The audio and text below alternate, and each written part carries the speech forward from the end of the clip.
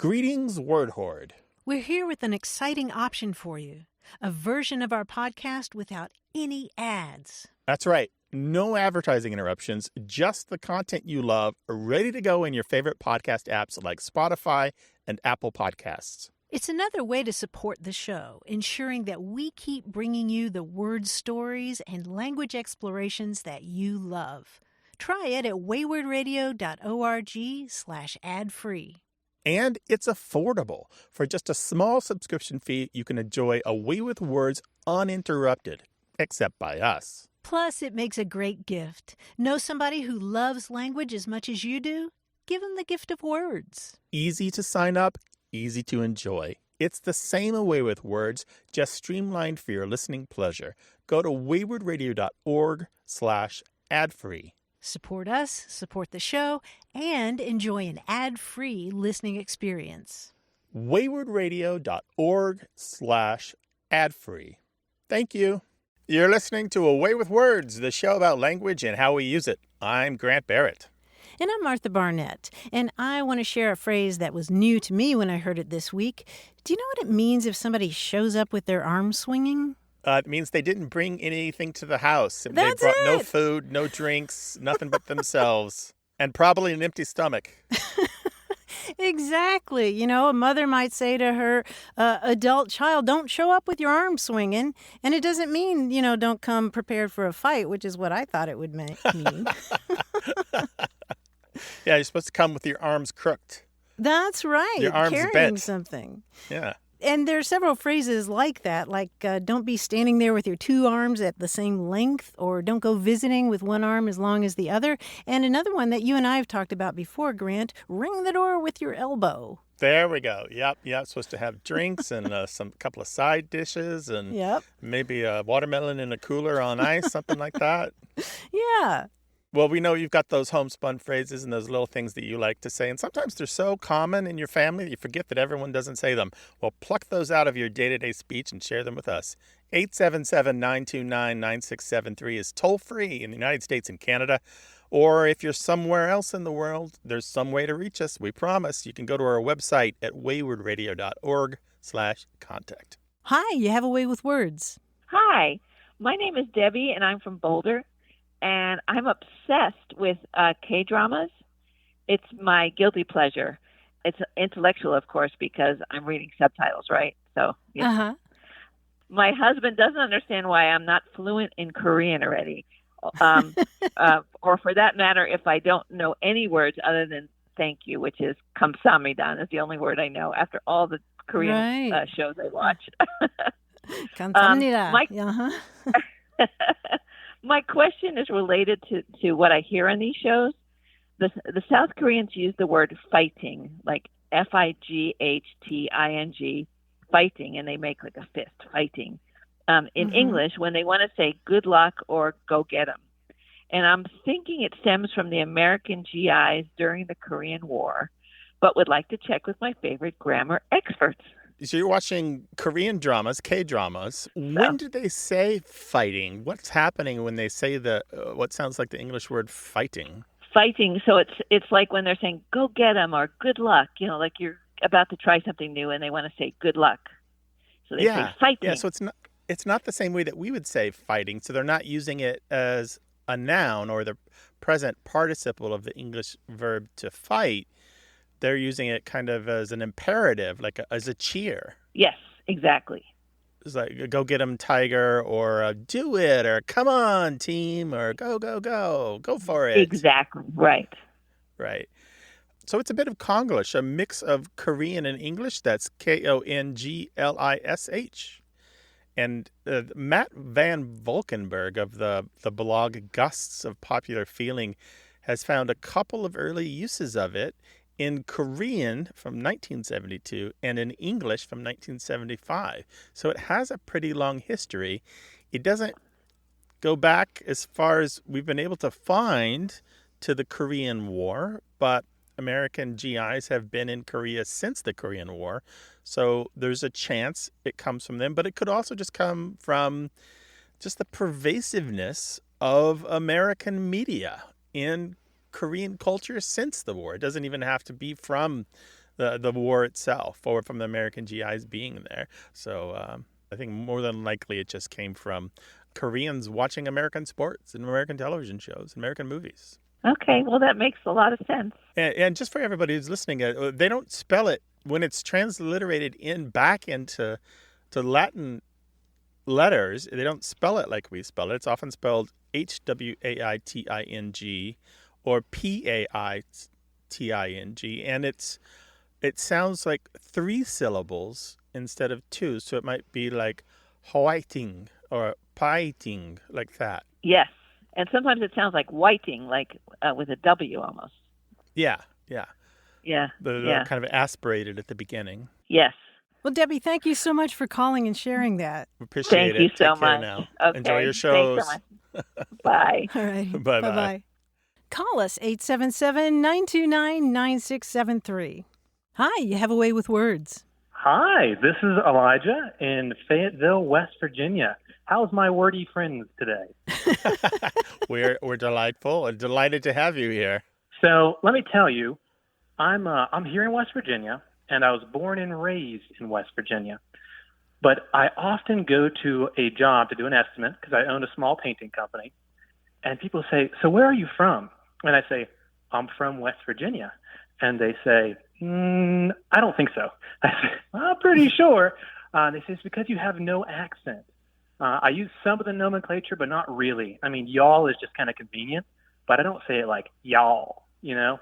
And so I am looking for a word that means I am from here, but I don't sound like I am. All right, I want to explore this a little bit. First, what part of the state is Fayetteville in?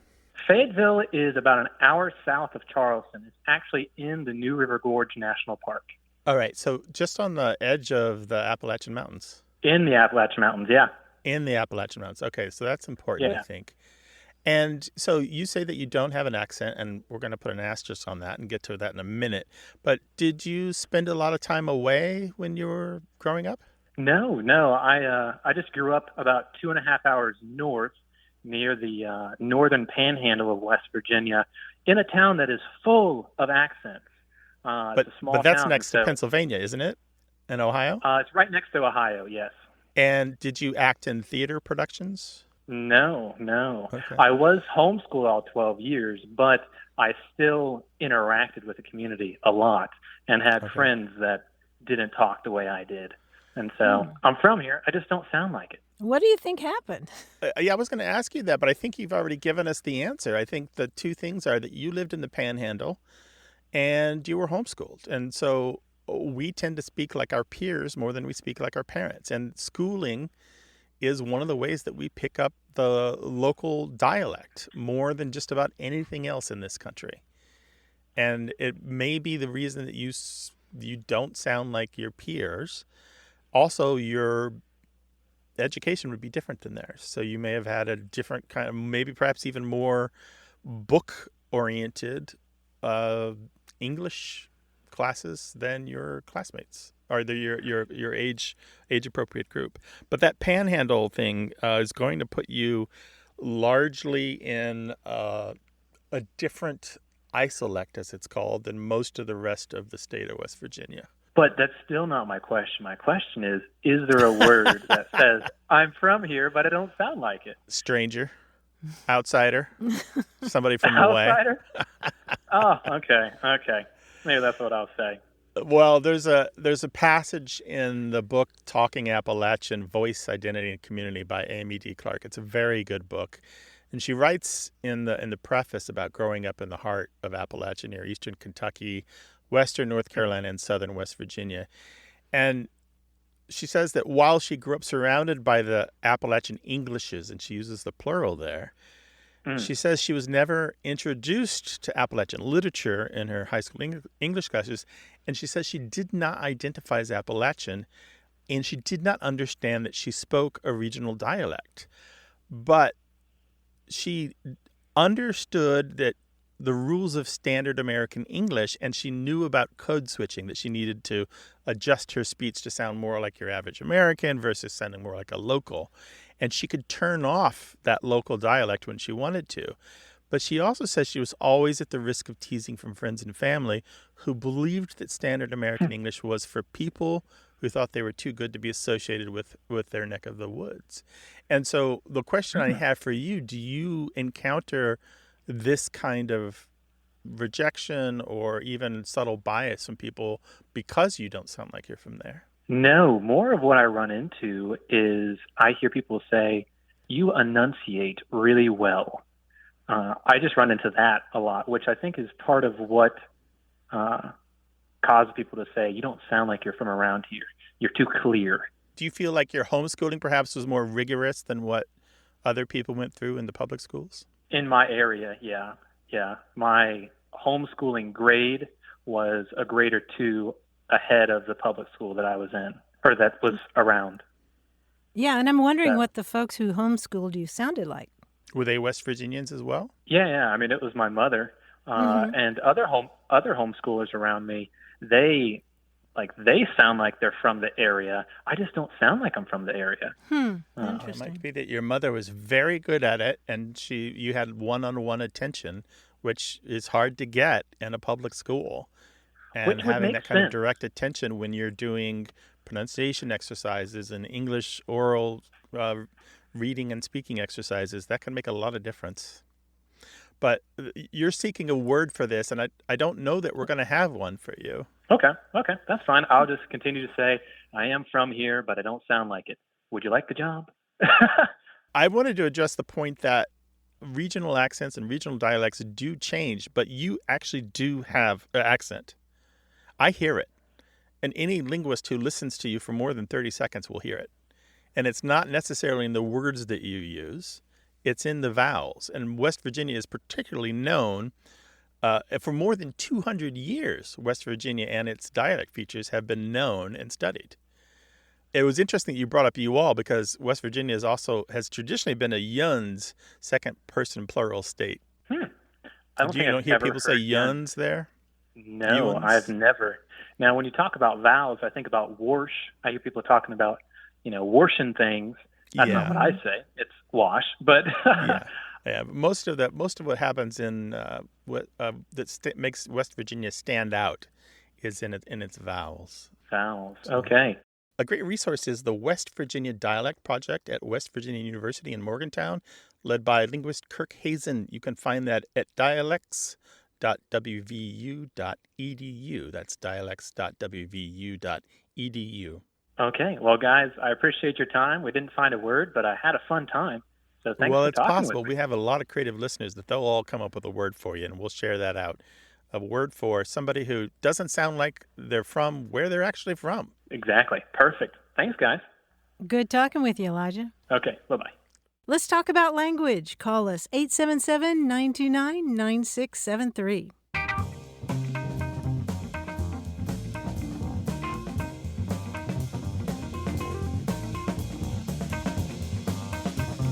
If you want to say you're annoying me, in German, there's a wonderful little idiom that goes, Du gehst mir auf den Keks, which means literally, you're walking on my cookie.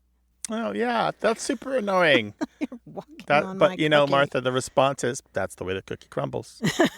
Right. I'll have to figure out how to say that one. Call us to talk about language, 877-929-9673.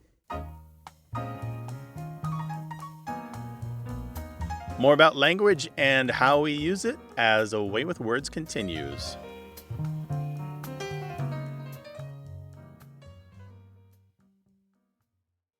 Hey, we've got something special for those of you who love our show but could do without the ads. That's right. Imagine A Way with Words, the same engaging conversations, the same deep dives into language without advertising interruptions. We're talking about our ad-free podcast feed. It's sleek, clean, and it's just for our supporters. It's at waywardradio.org/ad-free. It's inexpensive, easy to sign up for, and works with all major podcast apps like Apple Podcasts and Spotify. It's an affordable way to support the show and get a seamless listening experience. And if you're feeling generous, why not give a subscription to another A Way with Words fan? That's waywardradio.org/ad-free. Sign up today. Your support means the world. waywardradio.org/ad-free. Thank you. You're listening to Away with Words, the show about language and how we use it. I'm Martha Barnett. And I'm Grant Barrett, and here he is, blowing the doors off the joint. It's our quiz guy, John Chinesky. Hey, Grant. Hey, Martha. I'm sorry about the doors, by the way. I promise I'll fix those. I recently saw a movie that took place in an alternate universe. And that's one where one or two things have changed, resulting in a world similar to ours, but with just a few differences. And that got me thinking about that one day years ago when I learned there was a radio show about language looking for a puzzle guy. And I wondered, where would I be now if, instead of joining the wonderful folks at Away with Words, I'd answered a phone message from, say, the Audubon Society and lit upon a radio show creating quizzes about nuthatches and northern flickers and ospreys. In that alternate universe, I could have ended up on a show called Away with Away Turns. with Birds. Away with Birds is good. Away with Turns, a little more focus, but yeah, I like it. Away with Birds we'll go with. Okay. So I'll posit a life-changing event in which my timeline skews off into another universe. You just have to tell me, away with what? Here we go. All right. All right. Okay. It's 20 years ago, and I'm contacted by the U.S. Department of the Interior. They want to produce a show about how they care and maintain the many buffalo and bison roaming America's national parks. What show is that? Away with Herds. Away with Herds. Yes, perfect. That's it. I might even listen to that show. Now, I'd have to cross the pond and live in London if I were recruited by the Upper House of Parliament for a show about the wackiness that they get up to. What would that be? Away with Lurds. Away with Lurds. No, sometimes the orthographically it's similar and the pronunciation is different, but in this case it is Away with Lords. Away with Lords. Yes, sometimes, yeah. I like this pronunciation. Away with the Lords. Sometimes I just change one letter and it just makes something different. Jerry of Jerry's Bait and Tackle Shop in Charlotte, North Carolina, they decided he could fill an hour discussing night crawlers and red wigglers, but he needs a puzzle guy. And that's how I ended up on what show? Away with Worms. Away with Worms, yes. Again, almost all of these I would probably listen to. You guys know George R.R. Martin, the Game of Thrones guy? He and I both grew up in New Jersey. And who knows, if our paths had crossed, we might have worked together on a show about medieval weaponry. What would that have been? Away with Swords. Away with Swords, indeed. Say halberds. There we go. With That's halberds. I like that, too. Now, finally, this one is somewhat different from the others. This one's a very different universe. Instead of a descriptive show that illustrates the many different variations in how language is used, what if this were a prescriptive show that definitively stated rules for using English? Instead of Away with Words, we would be on The Way with Words. The Way with Words, yes. Some sort of terrible, horrible timeline where you guys tell people exactly how they're supposed to talk. We would never do that, of course. Instead, I like the timeline that we're in. Just one of the ways with words. Just one of Few the words. ways with words, yes. A possible way with words. Anyway, you guys were fantastic. Good job, Away with Words. Oh, Good man, job. John, that was great fun. Thank you so much. Thanks. And we know you have a way with words, and we'd love to talk with you about it. So call us, 877-929-9673, or send your thoughts about language to words@waywardradio.org. Hi, you have a way with words. Hi, this is Lisa Rose Riley. I live in Columbia, South Carolina. Hi, Lisa. Welcome. Hi, Lisa. What's up? Thank you so much. Hi. I'm originally from Brockport, New York. It is a small college town in western New York, right on the Erie Canal. And there is a word that we used when we were in high school to describe a very specific kind of student, classmate. And the word is not something that anybody else, apparently even from outside of our town, knows, and definitely not in the South. I came down in 1992 to go to the University of South Carolina, and nobody knew the word. And the word is beeg. I'm not sure about the spelling. I think it's B-E-E-G or maybe even B-E-A-G. And so we call these students beeg or beegers. And it described a student that kind of I guess the best way to describe it would be like if you went back to the 50s times, it'd be kind of like a greaser. So they were the kids that listened to like Iron Maiden and had mullets and smoked cigarettes and things like that. So nobody else knows the word, and it's funny. There's a Facebook group called Remembering Brockport, which is really nice. There's people that live in the town, people that have lived there their whole lives, and alumni of the high school. I went onto this Facebook group and posted the question about if anybody knows the origin of the word. And I just looked at it a minute ago, and it had gotten 185 responses. There's also another post previously about the word, and there are some theories. So, of course, I thought you guys might have some. At least you guys might be my best option to find an answer if there is one. Oh, Lisa, this is wonderful. Martha and I are big fans of high school clique names because they tend to be, they do tend to be so specific or regional at least, and they often take on the flavor and the tone of the community that they belong to. Yes. But Beeg, I never heard that one. I'm looking at these Facebook posts that you're talking about here, the Remembering Rockport, and I see these.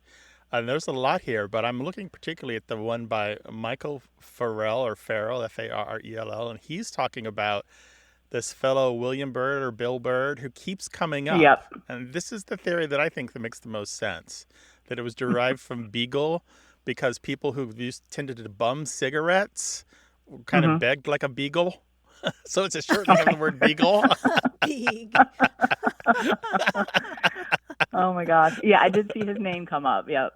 William Byrd. But he keeps coming up again and again and again, although it does look like there was an alternative theory that it had something to do with people who were kind of boring and beige, so it's an intentional mispronunciation of beige.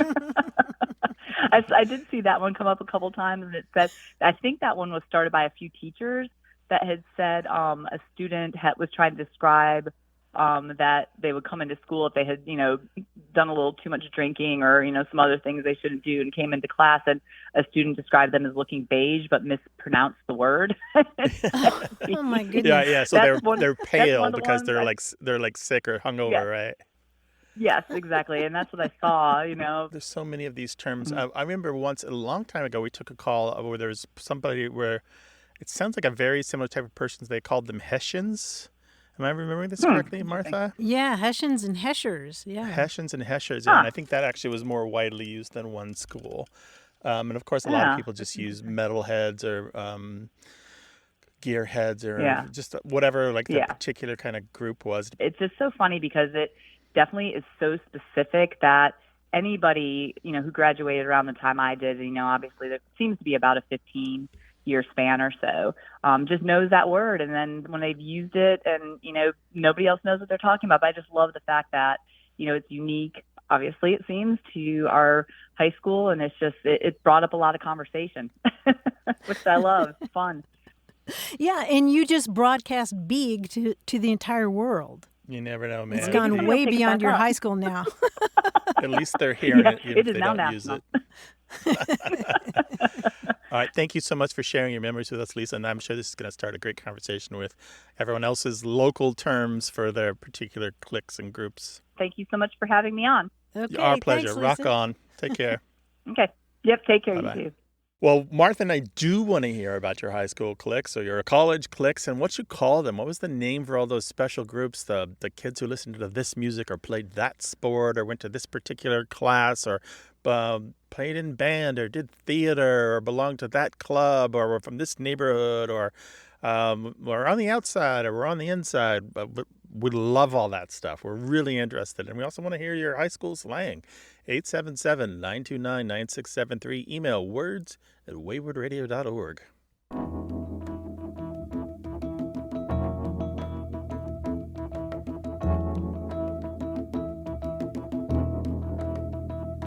I came across some excellent advice the other day. Don't let your alligator mouth overload your hummingbird butt. In other words, don't write a check with your mouth that your butt can't cash. In other words, yes. Yes, another version of that is don't let your alligator mouth overload your mosquito butt. And as you can imagine, there are lots of other colorful variants of that. Oh, yes. Very colorful words for your derriere. That's right. And of course, alligator mouth refers to the mouth of somebody who is boastful. Right. So, Yeah. Braggart. but I like that. Don't let your alligator mouth overload your mosquito butt. Good advice for the ages. 877-929-9673. Hey there, you have a way with words. Hi, I have a way with words. My name is Max, and I work on an ambulance. I'm from Dallas, Texas. Max, we're glad to have you. Hi, Max. So you're an EMT? Thank you. I'm a paramedic, and my word that I wanted to bring up is some medical slang that we use. It's a verb. We say snowed, and it's when a patient reaches a high level of drug intoxication to where their level of consciousness is altered to the point where they're usually only aware of themselves. They're snowed. Okay, yeah, that's Exactly. interesting. So you've known this as long as you've been in the field, in the profession? Yes. I don't know where it comes from, but There's a couple ideas behind that one. One is that it just might be related to the idea that the patient now has blizzard-like perceptions. They're snowed. It's like all their senses are dulled to nothing, as if they're in a whiteout from a blizzard. But there's another possible origin, and this involves a legendary figure in the world of anesthesiology. Have you ever heard oh, of the really? British doctor John Snow? No, I haven't. I've never heard Jon Snow. Not the Game of Thrones character, although maybe he's named after him. I don't know. So we're talking 1800s. He spent a lot of time researching anesthetics and anesthesiology, especially after the death of a 15-year-old girl who had been given too much chloroform for a surgical resection of a toenail, basically a minor surgery. And the way they administered the chloroform is they just put a bunch of it on a cloth and held it up to her mouth. There was no measurement. There was no machinery for it. They just kind of just like plopped it onto her face, and she died from it. And so he spent some time looking into what other people were doing and developed machinery for administering measured doses of chloroform so that it could be used during surgery. And so it could be safely used. So you could estimate based upon, just like we do know, the weight and the amount of chloroform so that you could reduce the risk of death or other trauma from the anesthetic. And he also was known for administering chloroform to Queen Victoria for the birth of 2 of her children. And this was in contradiction to the medical profession at the time and the religious establishment, who all said that this should not be done for the safety and the just kind of the religious belief that the mother and child should not go through this. But Queen Victoria insisted, and he went through with it. And because of that, it became standard to allow anesthetic to be administered to birthing mothers. So he's responsible. But the more important thing that he's known for is he developed a theory about the transmission of cholera. He determined that it was spread by contaminated drinking water and not by foul air, which had been the hypothesis up to the time. So anyway, the idea of being snowed, being kind of almost completely under an anesthetic so that you're oblivious to the world, may come from British Dr. John Snow. I didn't know that. I could see the blizzard part, but that makes more sense because it's that fine line. You want to know the patient so they're in a good spot, but you don't want to give them so much you kill them accidentally. Yeah. Mm-hmm. Well, Max, we hope you'll call us again sometime and share some more medical jargon. We really dig that stuff. Hey, thank you, and I'll spread the word. So, Jon Snow. Yeah, John Snow. Right. Look him up. He's fascinating. Just Google John Snow anesthesiology, and you'll find fascinating biographies of this man. Well, you guys keep up the good work. Thank you. Thank you. Okay, Take care. you Be too. safe out there. You too. And thank you for your good work. There are lots of ways to contact us. Go to waywardradio.org/contact. Hello, you have a way with words. Hi, this is Susan from Charlotte. Hi, Susan. Welcome to the show. Hi, Susan. I have a phrase that I'm curious about. It's a phrase that my mother used when I came home a little unexpectedly late one night as a teenager. She greeted me at the door and she said, "I have been on my ear all night." And I knew what they meant because of her tone of voice in the situation, but I don't know where that phrase comes from. And I even used it in a short story once, describing a similar situation.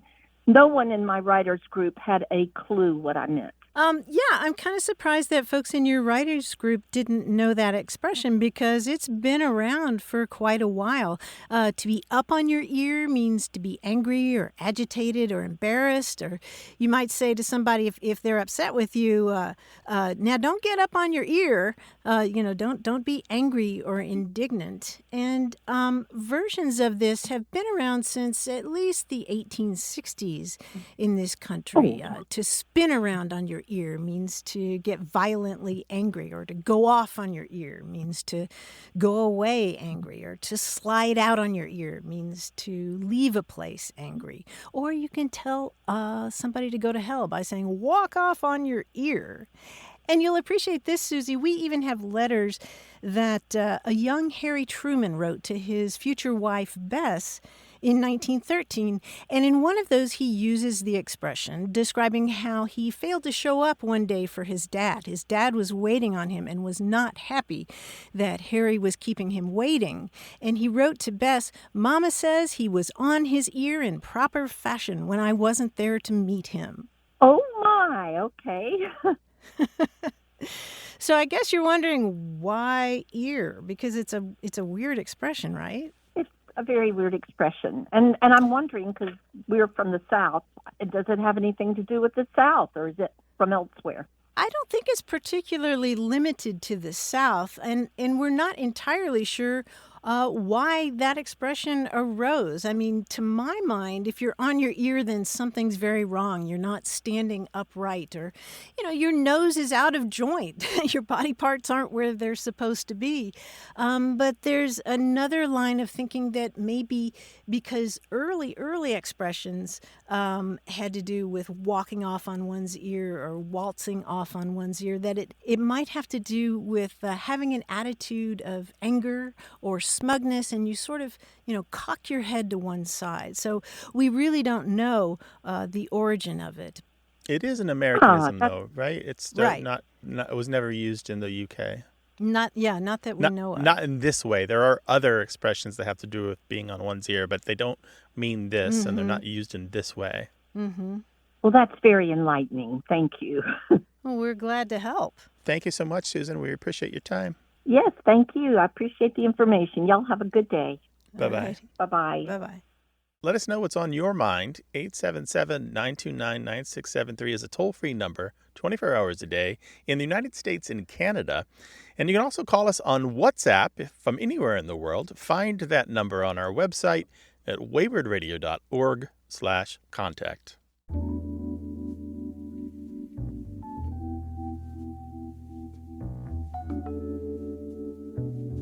Here's a very handy word that was used in the 16th and 17th centuries, but seems to have died out. It's pepper-nosed. And pepper-nosed means to be touchy or easily angered, quick to take offense, even if something isn't offensive. Oh, okay. Pepper-nosed with the idea being that, you're irritated? Yeah. If you take pepper in the nose, you get irritated. Or if you have pepper in the nose, you behave superciliously or contemptuously. Right. Instead of sniffing snuff, you sniff some pepper. Yeah, but I really like that for, to describe somebody who's pepper-nosed, who's just ready to take offense at anything you say, no matter what it is. Pepper-nosed. I think we all have a few of those in our life. Yes, we do. 877-929-9673. That's toll-free in the United States and Canada. Got a minute? We need your help. Head over to gum.fm/words and share your thoughts in our quick survey. Your feedback matters. It's the backbone of our show's success. Thanks for making our show even more successful. That's gum.fm/WORDS. Thank you. You're listening to Away with Words, the show about language and how we use it. I'm Grant Barrett. And I'm Martha Barnett. When it comes to talking about siblings, speakers of English choose from one of two terms. You say either brother or sister. But as it turns out, most languages have even more specific terms for referring to siblings. In Japanese, for example, there's a different word to specify each of 4 types of siblings. There's a single word for older brother, a different one for younger brother, a word for older sister, and another one for younger sister. And there's a new database that lets you explore the global diversity of family terms. It was compiled by an international team led by anthropologist Sam Passmore, who's at the Australian National University. And this database is freely available online, and it's providing researchers with a lot of new insights into kinship terms around the world. For example, you may have heard that most languages have a word for mother that starts with M, like mama. And people have guessed for a long time that this is related to a baby's babbling, or that kind of sound that babies make while they're breastfeeding. But when researchers looked at terms for parents in more than 1,200 languages, most of those from New Guinea or Australia, they found that more than 40% of the parental words starting with an initial M referred not to the mother, but to the father. And so that upends assumptions that we've had about that initial M sound being near universal when it comes to words for mothers.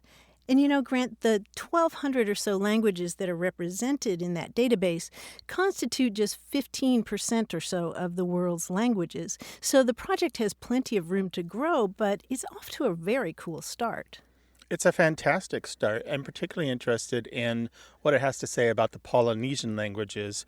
I already know, for example, that they're related, that they have a shared history. You can see this in some of the words that they have in common. And of course, the kinship terms are in common. And I'm also interested in what they have to say about the way those terms are spread now. There is the term uso, that's USO, which comes into English from Samoan. And in Samoan, it is used to refer to your same gender sibling or cousin. For example, I would call my brother or my male cousin uso, but not my sister or my female cousin. And you can also use it to mean your non-literal sister or brother, just as in English or Spanish, you might call your sister or brother, or cuz or hermana or mano, prima, primo, if you feel a great friendship towards them but don't have actual kinship. But again, it's only between people of the same gender. And in the United States, uso shows up in English wherever Samoans have settled, such as in California. And so you'll see it even in Oceanside here in San Diego County. And it's even had a semantic shift to mean a person of Samoan descent. So you might say the Usos love to eat at that restaurant, meaning Samoans love to eat at that restaurant. And it's shortened to Us to rhyme with moose or goose. And not just in the United States, but in Australia and New Zealand as well. There was a hit show, a comedy drama called Bump, starting, I think it's still airing in Australia. It started in 2021, where there's a character of, the actor is of Samoan heritage, and he has brought some of that language into the show, and it's kind of spread from there. And it also shows up in New Zealand in prison slang. You might be 100% uso, which means you're totally loyal or supportive. And so it's just really interesting to see these kinship terms exist in a language. They have this long shared heritage of millennia with these other Polynesian languages, but also have a new history spreading into other languages in the modern day. Well, that database is called Kinbank, and we will link to it on our website, as well as to the journal article that the researchers wrote about it. You can find that at waywardradio.org, and you can always call us 877-929-9673.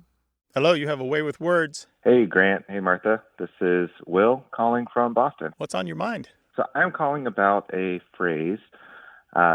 Funnily enough is the phrase. It's one that I say pretty regularly and always feel somewhat kind of strange after I say it. Like, is that a real word, funnily? Did I say it right? It just feels strange. And I was listening to a podcast probably a couple weeks ago, and just a different podcast, and the host said the phrase, funnily enough, and I was like, oh, like actual other people use this phrase. I knew it was common, but I wonder if other people feel the same way about it, the way it sounds, as I do.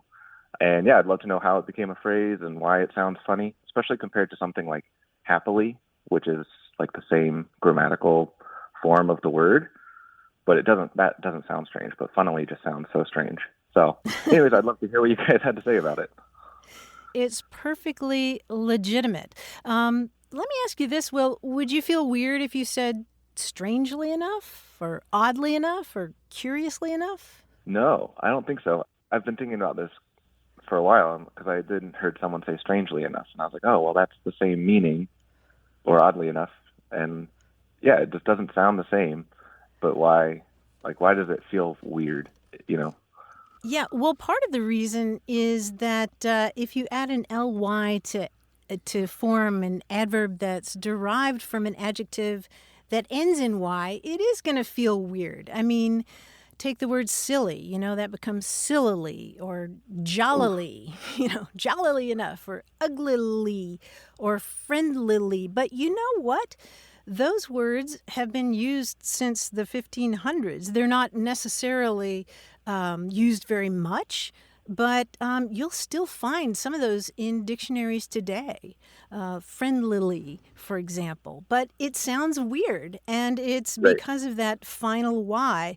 And, I think the ends in funnily enough. Yeah, and sticking that L in there, it does feel weird. I agree with you, although I heard myself say it last week. So, another reason that I think it might feel a bit uncomfortable is because traditionally people have insisted that fun is a noun and not an adjective. And in fact, somebody who listened to me took it upon themselves to write in and criticize me for saying that something was fun, or I think I was talking about a fun word or something, and Mm-hmm. they wrote in and said fun is a noun. You can't use it as an adjective.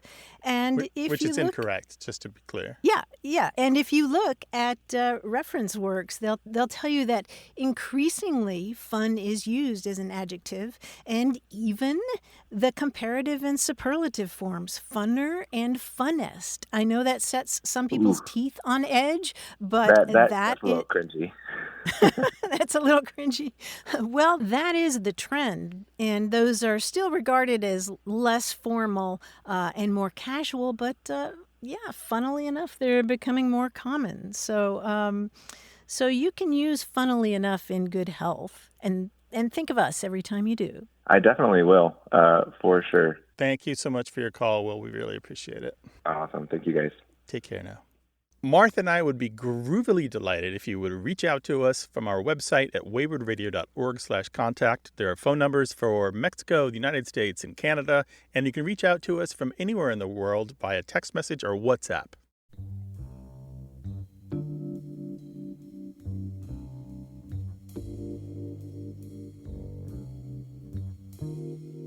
Emiliano Somoza Jr. is from Miami, Florida, and he shared with us some kangaroo words. Now, kangaroo words are words that contain all of the letters of one of their synonyms, and they're arranged in the same order in both words. So, for example, the word regulate, if you look at that word regulate, it has inside it the word rule. So you can regulate somebody or you can rule over that person. And another example is the word masculine. Any guesses about what's inside that one that's a synonym? Male is in there? Male, yeah, M-A-L-E. Mm-hmm. And blossom has the word bloom in it. But he sent a couple that were surprising to me. I don't know, for some reason I had a hard time with it. One of them is precipitation. Oh, I need a pen and paper, which I do not have in front of me. Rain isn't in there. Yes. It is? There's an end in there? Oh, yeah, there is at the end. Doy. Kangaroo words, they're a lot of fun. But we have to say why they're called kangaroo words, because the little kangaroo is in the pocket of the big kangaroo. You're absolutely right. And those are called joeys. And sometimes people actually call these words joey words. Well, if you come up with some kangaroo words, share them with us. The email address is words@waywardradio.org. Hello, you have a way with words. Hi, I'm Anastasia, and I'm calling from Marquette, Michigan. Welcome to the show, Anastasia. What can we do for you? So I've recently been reading a lot of Russian fiction literature from the late 19th century, earliest 20th century, And Mm-hmm. I noticed when I've been reading, they introduce characters, obviously, throughout the book, and then suddenly they'll be called something else. Or, family members will seemingly go by different names. Um, Mm-hmm. my question is, can you maybe shine some light on the Russian naming culture and structure, so when I'm reading, I can kind of follow along? Mm-hmm. Can you Oh, give us an example? yeah. What are you reading, Yeah. and what are some of the names? So in the book Dr. Zhivago, Mm-hmm. they introduce one of the main characters. His full name is Viktor Ipolovich Komorovsky. And sometimes in the book he'll be introduced just as Komorovsky, and then other times he'll go by Viktor Ipolovich. And in Crime and Punishment is another one where I noticed the main character there, Rodion Romanovich Raskolnikov. I think I'm saying it right. Sometimes he'll go by just his last name, and then his sister will, be called something else. So I'm just wondering if anything about their naming culture, or Mm-hmm. maybe why it's structured like that. Yeah, it's different. It can be confusing. The Russian names are a delicious mystery, frankly. um, okay, this is complicated, so let me see if I can get this right. Uh, First, the surname is different for men and women. So a husband and a wife will have a different last name. For example, let's use Fyodor Dostoevsky. He had two wives, Maria and Anna. His first wife was Maria Dmitrievna Dostoevskaya, not Dostoevsky. Mhm. Her last name was different, even when she was married to him. Right. And his second wife was Anna Grigorievna Dostoevskaya. So he also had the same last name. So the two wives had the same last name, but they didn't share the exact same last name as their husband. Because Sure. So the women take a feminine suffix, either an A or a skaya, depending on what the husband's name ends with. So that's why it ends with their name. The Dostoevsky becomes Dostoevskaya. The other thing that happens is around the age of 16, children are given what's known as a patronymic, which is based upon the mother or father's name, usually the father's name. And so this patronymic is incredibly important and often becomes far more important than their surname, that is their family name. And so this is a combination of the father's name plus, if they're a man, Ovich or Evich, and if they're a woman, the father's name plus Ovna or Evna, depending on the ending. Sometimes the Ovich or Evich is just ich. So we know from Maria Dmitrievna Dostoevskaya that her father's name was Dmitri because her middle name is Dmitrievna. So it's Dmitri plus the suffix Evna.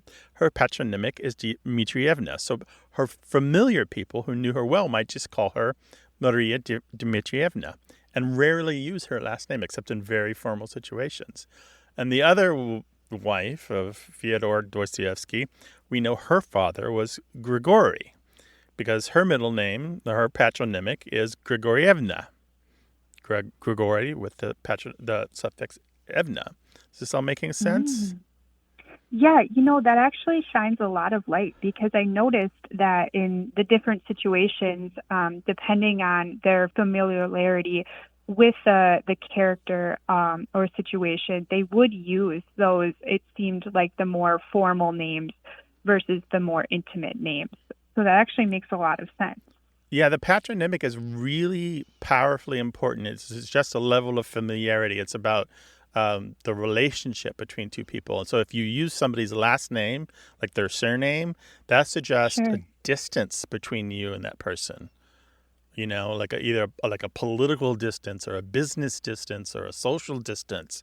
And it says something about who you are not.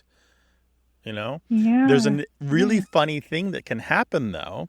For example, if the same first name is given to a father and then to his son, and then that son has a daughter. Now, that daughter is the now the granddaughter of that father, that first person, then you can end up with names like Georgie Georgievich Georgievna or Danya Danovich Danovna. Yes, I have seen that. Yeah. Okay. And those are fun. I think that's really fun names. And then to complicate it all, you have nicknames. Just like in English where John can become Jack, and they don't seem really related, but Jack is indeed a nickname for John. In Russian, nicknames can seem very different than the name that they're based on. So Slava is a nickname for Vasislav, and Vanusha is a nickname for Ivan, and Lyosha is a nickname for Alexei, even though Lyosha doesn't sound anything like Alexei. Not even close. It really does seem like that when you're reading through, because they don't give the context, obviously, because the Russian, author is very familiar, obviously, with their language. So it seems like that character will all of a sudden pop up. And me as, an English speaker, I'm like, hey, where did you come from? Yeah, so it's really, it's delightful to get into. I mean, naming systems in general are really fun when you get to explore wherever you are in the world, because there's so much culture and history wrapped up into them, and you learn so much more about a people and a place and stuff.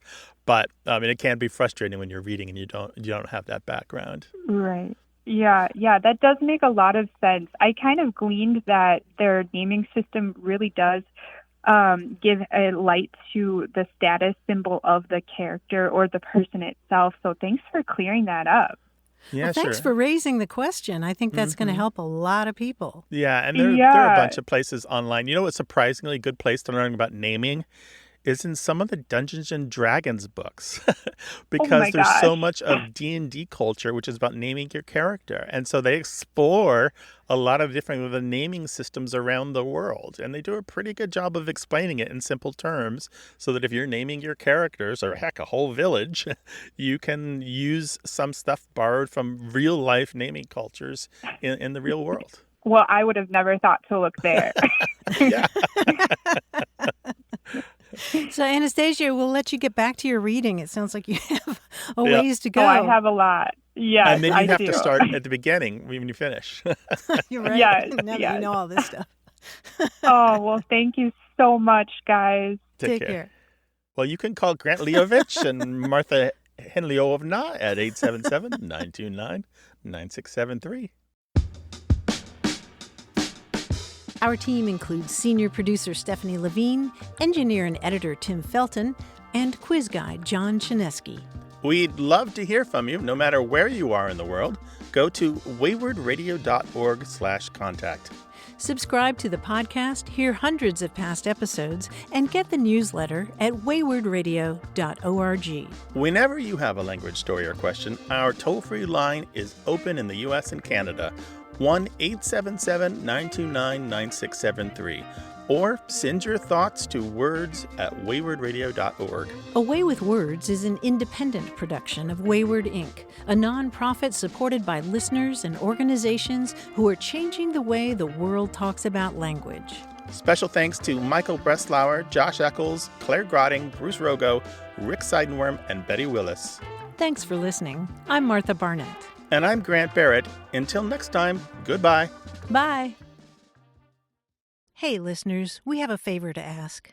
We'd love for you to fill out our listener survey at gum.fm/words. Your feedback is crucial. It's quick, and it helps us make our show even better. It shapes our show, helps us plan, and ensures we're bringing you the content you love. That's gum.fm/WORDS. Thanks for being a part of what we do. Thank you.